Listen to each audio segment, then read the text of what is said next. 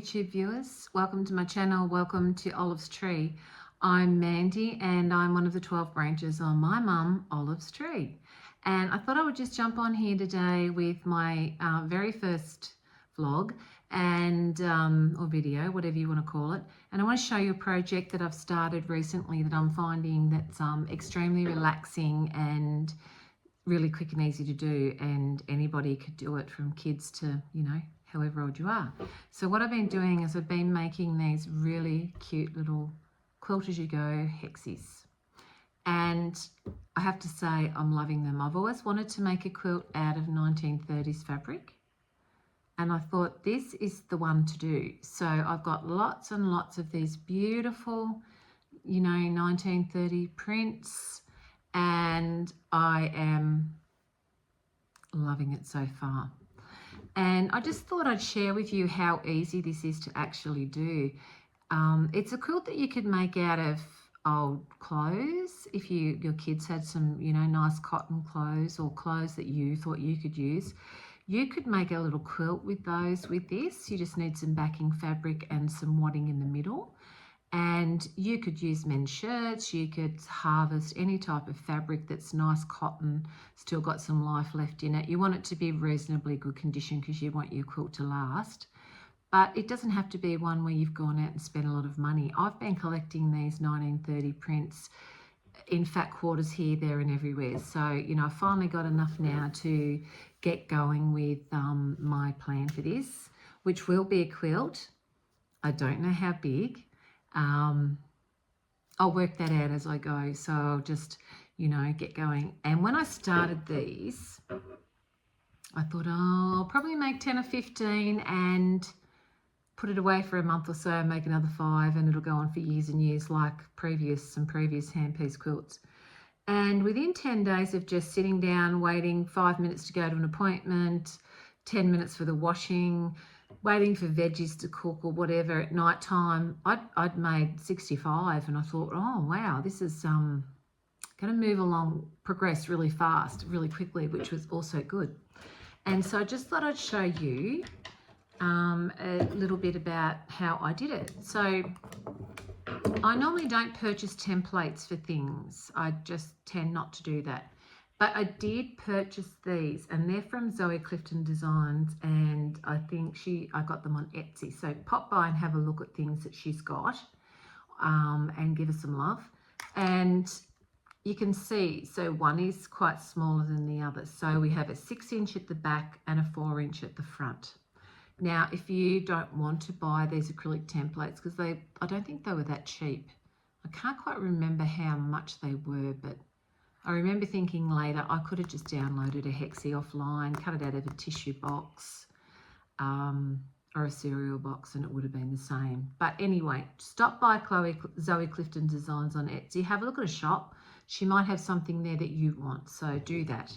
Okay, so what I've done is my daughter gave me a great big piece of really nice cotton fabric that we used at Christmas time for tablecloths, and she'd washed it and there wasn't a mark on it, and she said, Mum, would you like this fabric to do something with? And I thought, I know exactly what I can do with that. I hadn't decided what colour to put on the back of my quilt, and then I just sort of recently looked at all the fabrics and thought, I think I want white. And so here it is. So what I've done is as you can see, I've cut out a 6-inch template, and then what I did was I folded the hexi in half, and you don't have to do this, but I found this to be the easy way. Now this isn't going to line up 100%, but bear with me. So then what I did was I placed, I'll try and hold it up, hold on. I placed the template, tried to center it, and I traced around the top. Then I let the bottom flip down, maintaining it inside the lines I'd already done, and I went around the bottom. And that gave me somewhere to sit my batting pieces, which I'm just using batting out of scraps that I've got of small pieces. So the batting, it gave me somewhere to line up the batting and the fabric. And so, you know, here's the fabric, same size as the batting. So I'm just going to put this down so you can have a look at what I'm doing. Sorry for my hand being in the way there. Whoops. Okay. Have I got you in focus there? I think I have. So what I did was just place my batting fabric inside those lines. Okay, so that looks pretty good. Then I'm just taking my fabric piece. That one needs a little bit of a press. We'll swap that one out. Then I'm taking my fabric, the same size, and I'm just lining it up on top just like that. I'll just take my thimble off. Now, this is very, very easy to do. So all you need to do is fold, fold. That's it. That's one side. Just finger press. Then we just turn it whichever way you want to turn, clockwise, anti-clockwise, whatever. But we don't go from there to this side. We keep going around. So you're either going around anti-clockwise or you're going around clockwise, so that we keep everything exactly where we want it. We don't have any puckering. Then we get to here and we want to turn this over and over. And what we're aiming for here is a nice lined up point on the corner, which I'll try and, so that's what we want to see. And then I'm just popping on a quilt clip onto that corner. We go to the next one. We just finger piece out, turn over to meet, and turn over again. And we have another nice corner. Pop on a clip. And we do this all the way around. Okay, and it really is so easy to do. My 8-year-old granddaughter's making just one of these at the moment for a special person as a coaster for her cup of tea, which is really sweet. And I can't wait to see how that turns out. And she's new to sewing. She's just learning, and she feels confident, and she's 8. So that's saying, you know, kids can do this if they're, you know, once they've got the basics down and with a little bit of help, they could do some of these. And, you know, any age, it's just easy. It's so simple. And so we're just keeping going around and put a clip on. Now I've got to this last edge, and the one thing I do is I sort of, you know, make sure everything's out where it should be and not puckered up in the middle. And then the same thing, we're just basically turning over and we're turning over. And we've got another nice corner, popping on a clip, and then just lining the last corner up the same way, popping on the last clip. Now I use these quilt clips, and the reason I do that is because I did start doing them, you know, in a running stitch, the same way that you prepare English paper piecing. And I did a couple and I thought, oh, I'm not enjoying this. Now that is because I've just finished a quilt top that's got 2,000 pieces of small hexagons, English paper pieced together on card, which I did sew them all on. I didn't glue them. And I thought, oh, I just don't feel like doing that right now. So I tried pinning, and the cotton kept catching on the head of the pins and the point of the pins. And I thought, you know, that's not going to work for me either.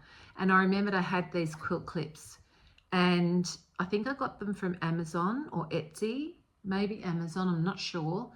I think a bag of 100 was about $10, and they are absolutely marvelous for holding things in place. And I find that the easiest way to do. So I started cutting out 1, then I cut out 3, then the next time I cut out 5 of everything, then I did 10, and now I'm up to doing, you know, 20 or 30 at a time. It only takes half an hour to cut out that many pieces while you're, you know, sitting down doing something. So that's sort of, you know, where I've been going. So I'll just get you back down here so that you can see what happens next.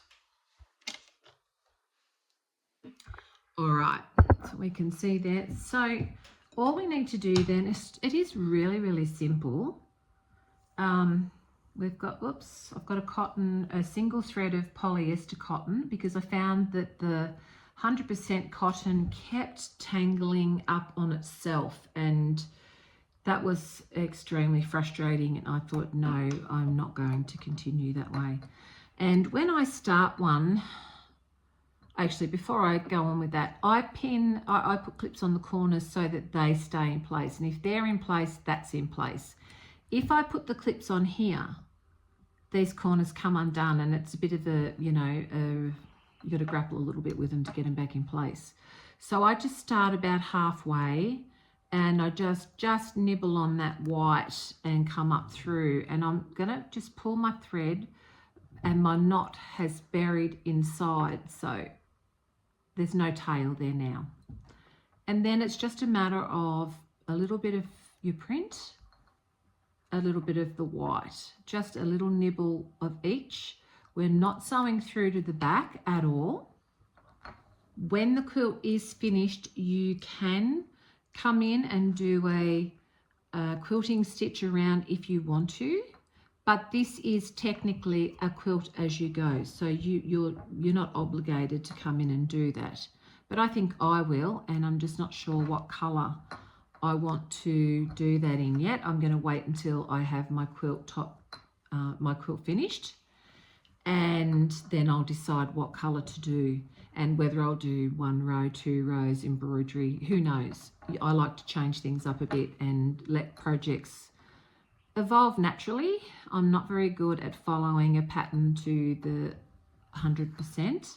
I always tend to change something. Now, because I'm focusing on the camera to make sure that you can see, I'm not focusing on pulling my thread through and it's getting caught, but generally they don't. If I'm just sewing away, they don't get caught.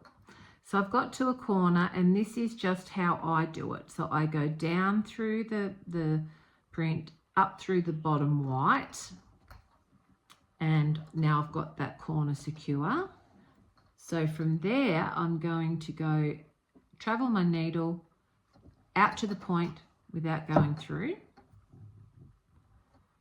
And then I do a couple of stitches coming back, and they're just small, little bit of each white, pulling your thread through, a little bit of the white of each, pulling your thread through. Just that simple. And so we've got our corners nicely held together then. It's held together out to the point, and it's held together underneath the point. Okay, and then it's just, we put another close stitch here because we're starting another side, and just continue on. Now, I have a real passion for make, do and mend, recycle, reuse.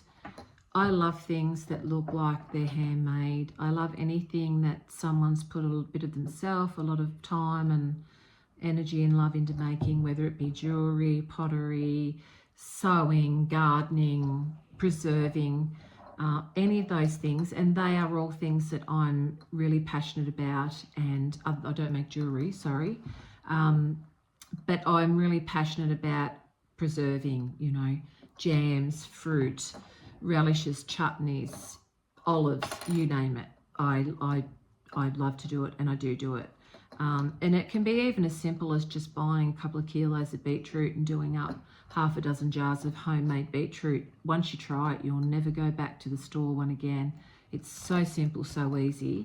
And I will actually do a video on that in the very near future, just so that people can see. So you can see where I am now. So I've travelled out to that point, and I'm just going to pop my glasses on. That light's just not quite bright enough. Okay, so we've come out to that point. So same thing, a little nibble,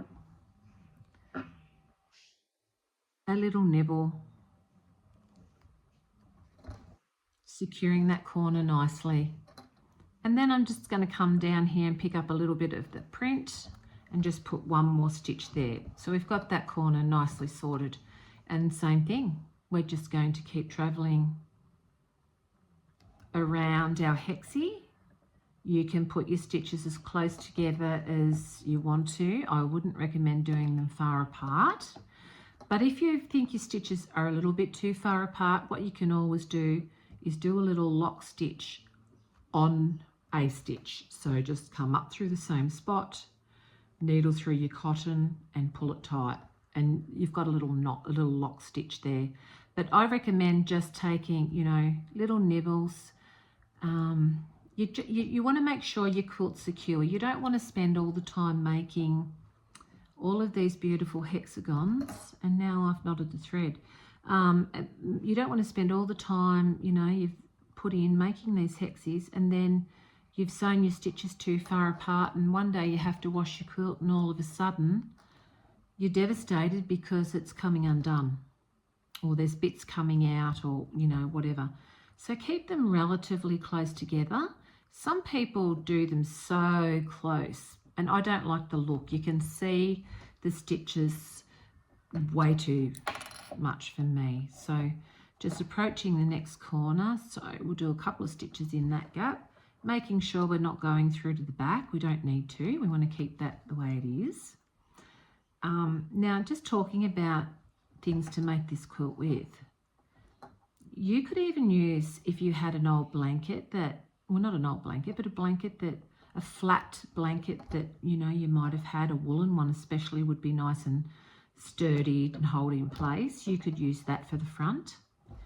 If you don't have any, you want to make something small to give this a go and you don't want to go and buy batting and all that sort of stuff, the one thing that you can do is if you've got some towels that are a bit thin, you could cut your batting pieces out of a towel. You just have to make sure that they are accurate and you could then use them in place of the batting. And in days gone by, quilts weren't always purchased out of, you know, fashionable fabric lines from, you know, amazing designers, and then we did this and we used a silk batting, and no, that's not where quilts started.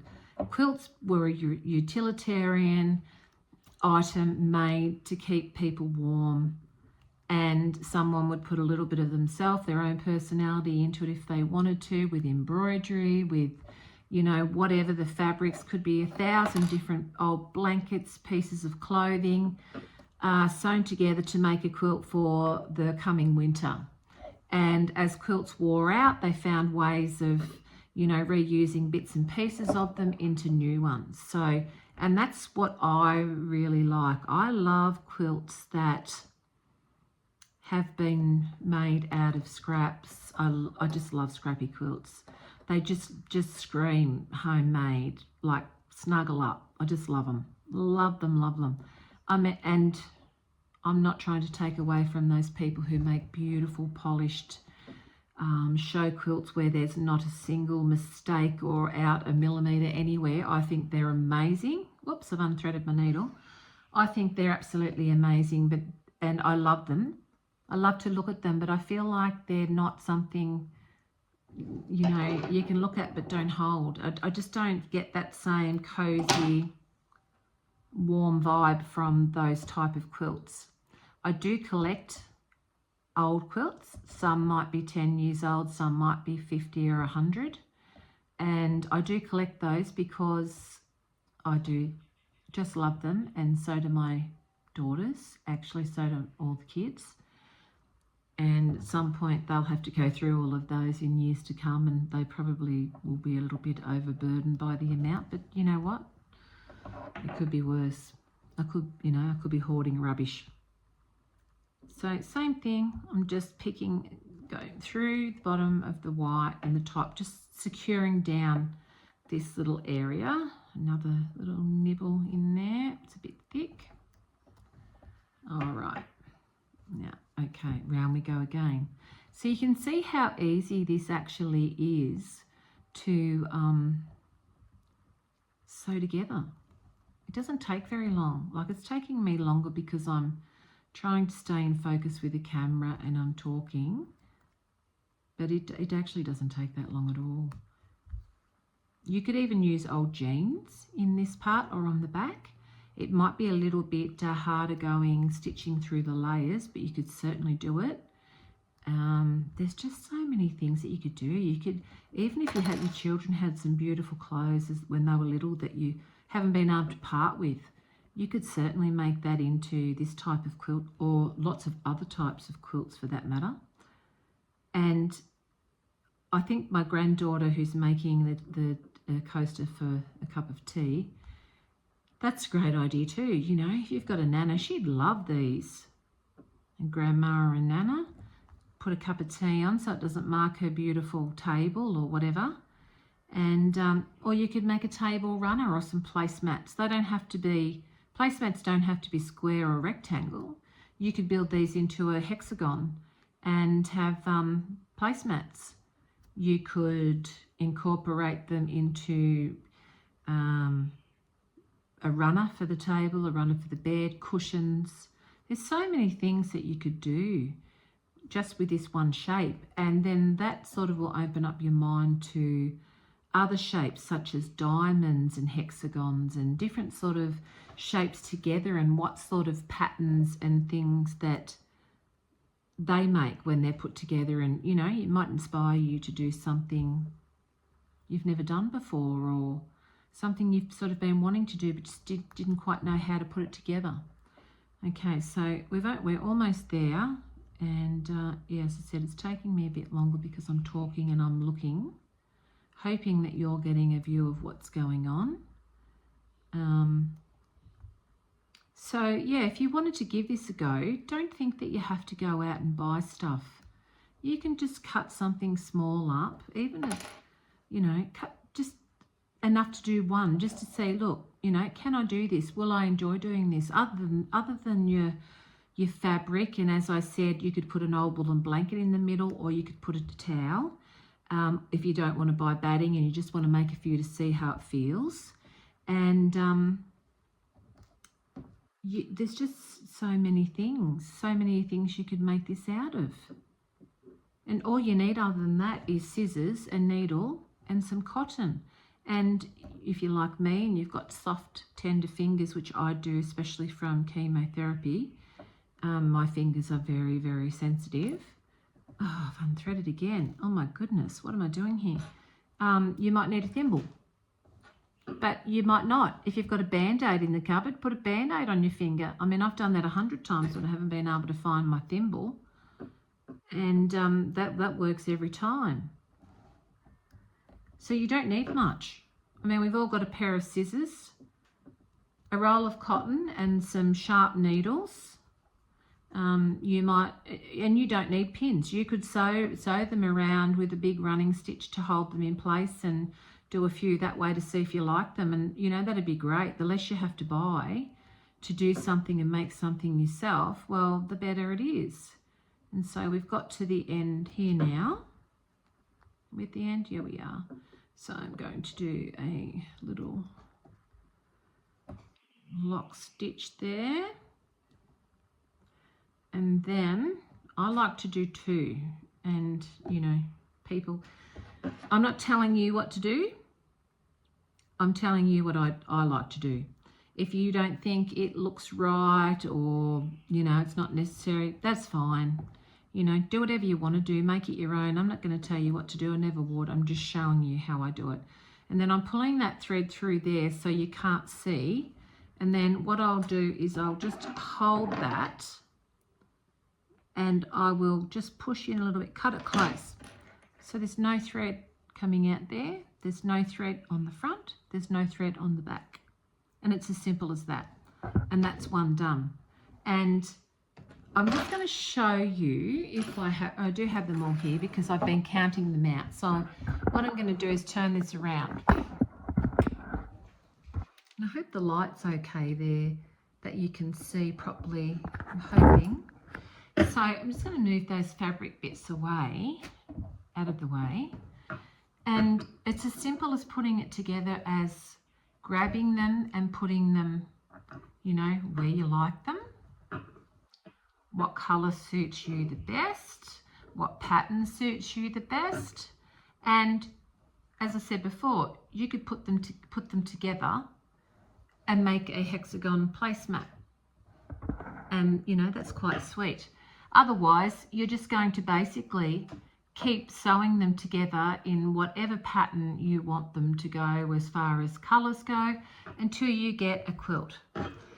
Now, when that quilt is all sewn together, you've got lots of options. As I said, you could do a quilting line in around here, and I think I will do that. I might even do two, I don't know. The other thing you could do is you could do some embroidery over some of the corners. You could do some embroidery on the back. You could use old doilies for the insert with that beautiful little piece of sewing and fussy cut them out, and you could have all sorts of prints, but every now and again you could have a beautiful little hand embroidered emblem off a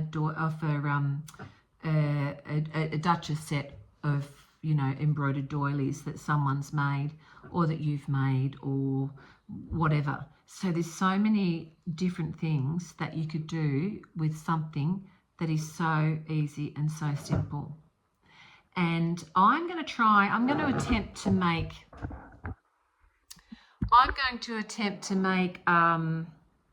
300. And when I've made 300, I'm going to lay them all out and I'm going to have a look at them, and I will, you know, make a decision as to what I'm going to do.